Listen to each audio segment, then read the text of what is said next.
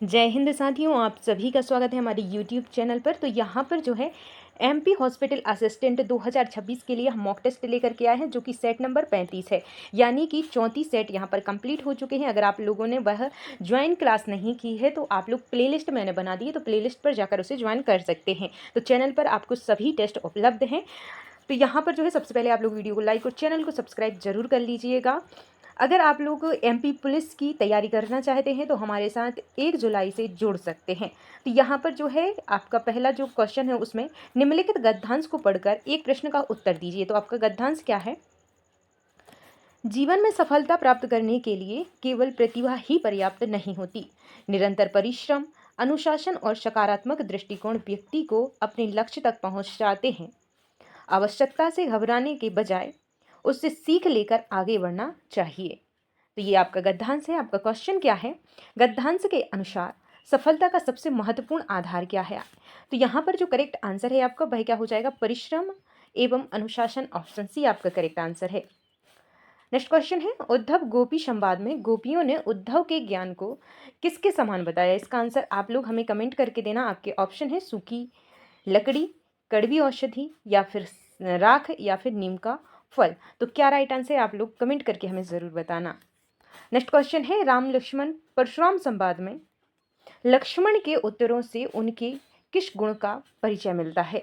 तो यहाँ पर राइट आंसर है निर्भीकता और वाक्य चातुर्य। तो ऑप्शन सी आपका करेक्ट आंसर है। नेक्स्ट क्वेश्चन है, आत्मकथ्य कविता में कवि अपनी जीवन व्यथा को किस माध्यम से अभिव्यक्त करता है? तो यहाँ पर जो राइट आंसर है आपका ऑप्शन नंबर बी हो जाएगा, आत्मसंवाद द्वारा। किसके द्वारा? आत्मसंवाद। ऑप्शन बी करेक्ट आंसर है। नेक्स्ट है, उत्साह कविता में बादलों का आवाहन किस उद्देश्य से किया गया है? तो यहाँ पर जो करेक्ट आंसर है ऑप्शन नंबर सी हो जाएगा, नवजीवन और जागरण के लिए। तो ऑप्शन सी आपका करेक्ट आंसर है। नेक्स्ट क्वेश्चन है, मनुष्यता कविता के अनुसार मनुष्य की श्रेष्ठता किसमें निहित है? तो किसमें निहित है? करेक्ट जो आंसर है ऑप्शन नंबर सी हो जाएगा, परोपकार और मानवता में। किसमें है?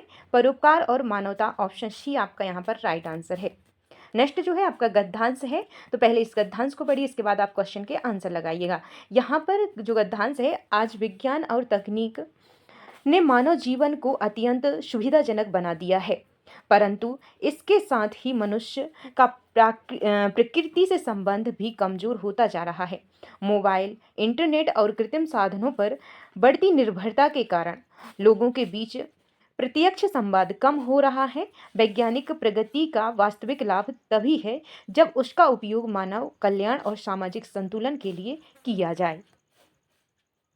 तो यहाँ पर जो है इसका क्वेश्चन है, गद्यांश के अनुसार वैज्ञानिक प्रगति का वास्तविक लाभ कब माना जाएगा? तो यहाँ पर जो राइट आंसर है आपका वह क्या हो जाएगा?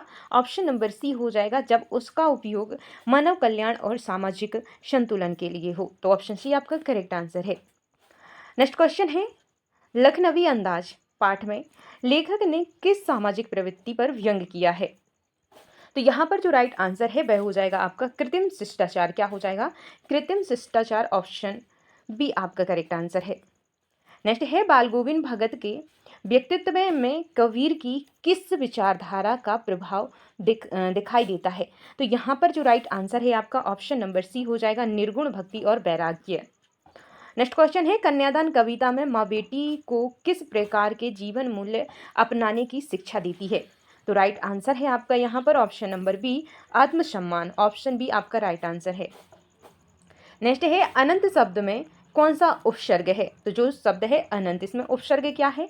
तो राइट आंसर होगा आपका आ। क्या हो जाएगा? यहाँ पर जो इसका करेक्ट आंसर क्या होगा आप लोग बताइए। यहाँ पर जो है आ होगा या अन होगा? क्या होगा? आप लोग कमेंट करके हमें ज़रूर बताना, ठीक है।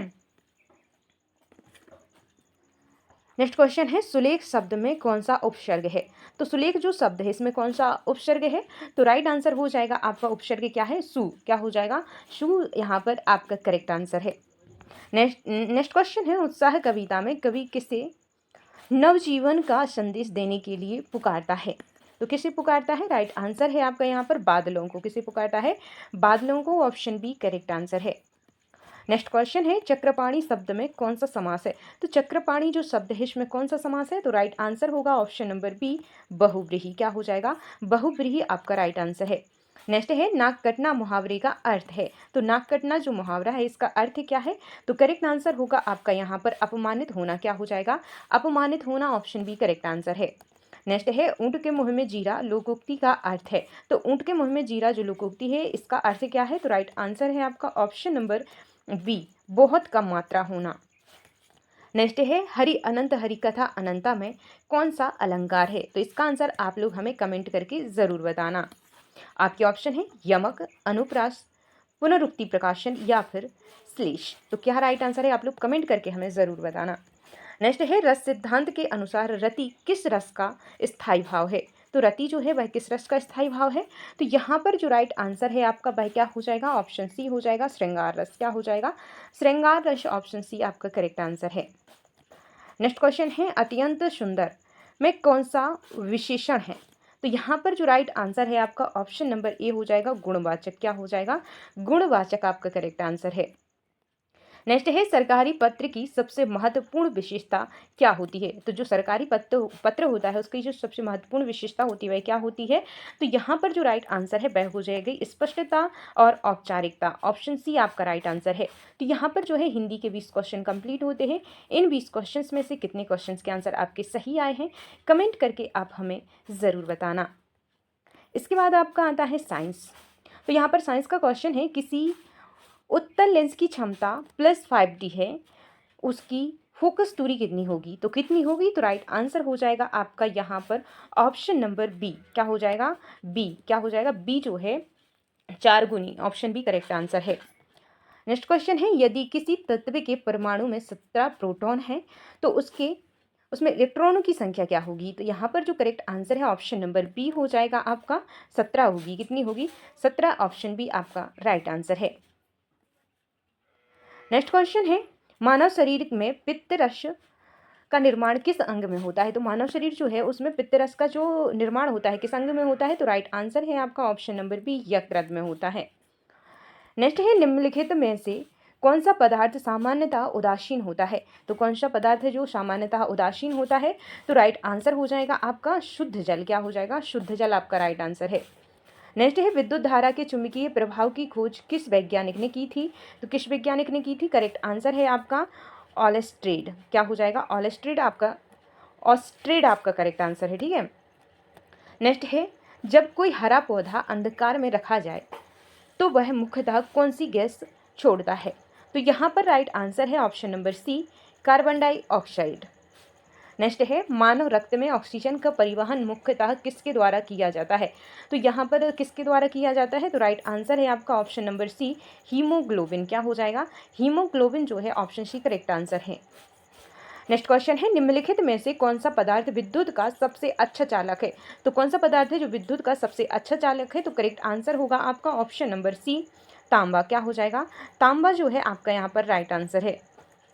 नेक्स्ट क्वेश्चन है प्रकाश संश्लेषण की प्रक्रिया में कौन सा वर्णक मुख्य भूमिका निभाता है। तो कौन सा वर्णक है जो मुख्य भूमिका निभाता है। तो करेक्ट आंसर होगा आपका यहाँ पर क्लोरोफिल। क्या हो जाएगा, क्लोरोफिल जो है आपका राइट आंसर है। नेक्स्ट क्वेश्चन है किसी वस्तु का द्रव्यमान पृथ्वी पर 30 किलोग्राम है तो चंद्रमा पर उसका द्रव्यमान कितना होगा। तो यहाँ पर जो राइट आंसर है आपका वह क्या हो जाएगा, ऑप्शन नंबर बी हो जाएगा 30 किलोग्राम। क्या हो जाएगा, 30 किलोग्राम, यानी कि उसका 30 किलोग्राम। अगर किसी वस्तु का द्रव्यमान पृथ्वी पर 30 किलोग्राम है तो चंद्रमा पर उसका द्रव्यमान कितना होगा। तो यहाँ पर 30 किलोग्राम ही होगा।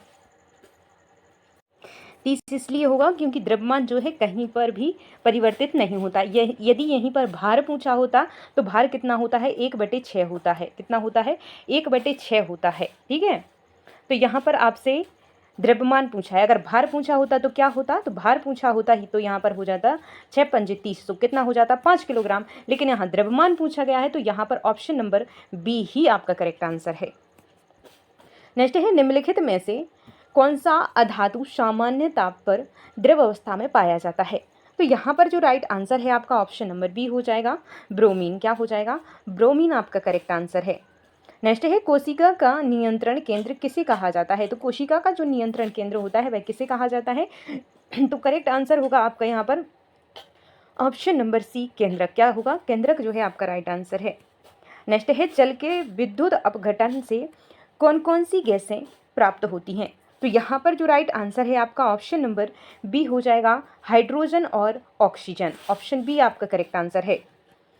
नेक्स्ट क्वेश्चन है किसी वस्तु की चाल समान हो तथा दिशा बदलती रहे तो वह गति कहलाती है। तो यहाँ पर जो राइट आंसर है ऑप्शन नंबर सी हो जाएगा, वृत्तीय गति कहलाती है। ऑप्शन सी आपका राइट आंसर है। नेक्स्ट है निम्नलिखित में से कौन सा विटामिन सूर्य के प्रकाश की सहायता से शरीर में बनता है। तो कौन सा है, तो करेक्ट आंसर हो जाएगा विटामिन डी। क्या हो जाएगा, विटामिन डी जो है ऑप्शन नंबर डी आपका करेक्ट आंसर यहाँ पर हो जाएगा। अब आपको बताना है जो विटामिन ए है वह किस में पाया जाता है, बी विटामिन कहाँ पाया जाता है, सी कहाँ। तो डी का आपको पता ही है कि सूर्य की जो किरणें होती हैं उससे प्राप्त होता है। तो आप लोग हमें कमेंट करके ज़रूर बताना विटामिन के बारे में आप लोग क्या क्या जानते हैं। ठीक है, नेक्स्ट जो क्वेश्चन है, पौधे की कोशिका में ऊर्जा उत्पादन का प्रमुख केंद्र कौन सा होता है। तो यहाँ पर जो राइट आंसर है वह हो जाएगा ऑप्शन नंबर बी, माइटोकॉन्ड्रिया। क्या हो जाएगा, mitochondria. Option B correct answer है। नेक्स्ट क्वेश्चन है लोहे पर जंग लगने की प्रक्रिया में किसकी उपस्थिति आवश्यक होती है। तो यहाँ पर राइट आंसर है आपका ऑप्शन नंबर सी, वायु और नमी।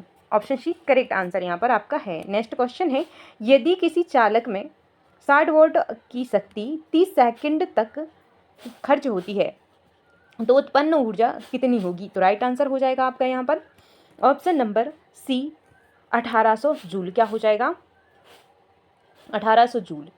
किस प्रकार से, 60 गुणित 30, तो यहाँ पर तीछिंग 18, 2 जीरो के 2 जीरो, तो ऑप्शन नंबर कितना हो जाएगा, ऑप्शन सी करेक्ट आंसर है।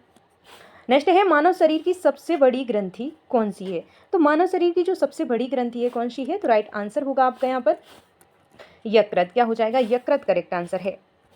नेक्स्ट है निम्नलिखित में से कौन सा जीव अलैंगिक जनन द्वारा प्रजनन करता है। तो यहाँ पर जो करेक्ट आंसर है वह हो जाएगा ऑप्शन नंबर सी, अमीबा। क्या हो जाएगा, अमीबा आपका करेक्ट आंसर है। तो यहाँ पर जो है आपके साइंस के 20 क्वेश्चन कंप्लीट हुए हैं। कितने क्वेश्चंस के आंसर आपको पता थे, कमेंट ज़रूर करना। नेक्स्ट है सामाजिक विज्ञान यानी कि सोशल साइंस। भारत में सर्वोच्च न्यायालय की स्थापना संविधान के किस भाग के अंतर्गत की गई है। तो यहाँ पर जो राइट आंसर है वह हो जाएगा आपका भाग 5। क्या हो जाएगा, भाग 5 जो है आपका करेक्ट आंसर है। रैयतवाड़ी व्यवस्था को लागू करने का श्रेय किसे दिया जाता है। तो किसे दिया जाता है, करेक्ट आंसर है आपका यहाँ पर थॉमस मुनरो। क्या हो जाएगा, थॉमस मुनरो आपका ऑप्शन बी करेक्ट आंसर है। नेक्स्ट है भारतीय संविधान के किस अनुच्छेद में संवैधानिक उपचारों के अधिकार दिया गया है। तो संवैधानिक उपचारों का अधिकार किस अनुच्छेद में दिया गया है, तो करेक्ट आंसर होगा आपका ऑप्शन नंबर डी, अनुच्छेद 32। क्या हो जाएगा, अनुच्छेद 32 जो है आपका करेक्ट आंसर है। अगर आपके मौलिक अधिकारों का हनन हो रहा है तो आप अनुच्छेद 32 के तहत उसे हाई कोर्ट या फिर सुप्रीम कोर्ट में चैलेंज कर सकते हैं। तो ऑप्शन डी करेक्ट आंसर है। नेक्स्ट है चिपको आंदोलन का मुख्य उद्देश्य क्या था। तो जो चिपको आंदोलन था उसका जो मुख्य उद्देश्य था भाई क्या था, तो यहाँ पर वृक्षों की रक्षा। ऑप्शन नंबर बी आपका राइट आंसर है। नेक्स्ट क्वेश्चन है लोहा एवं इस्पात उद्योग को किस प्रकार का उद्योग माना जाता है। तो यहाँ पर जो राइट आंसर है आपका ऑप्शन नंबर बी हो जाएगा, आधारभूत उद्योग। क्या हो जाएगा, आधारभूत उद्योग जो है आपका राइट आंसर है। नेक्स्ट क्वेश्चन है मानव पूंजी निर्माण का सबसे महत्वपूर्ण साधन कौन सा है। तो कौन सा है, राइट आंसर होगा आपका ऑप्शन नंबर बी, शिक्षा। क्या हो जाएगा, शिक्षा आपका करेक्ट आंसर है।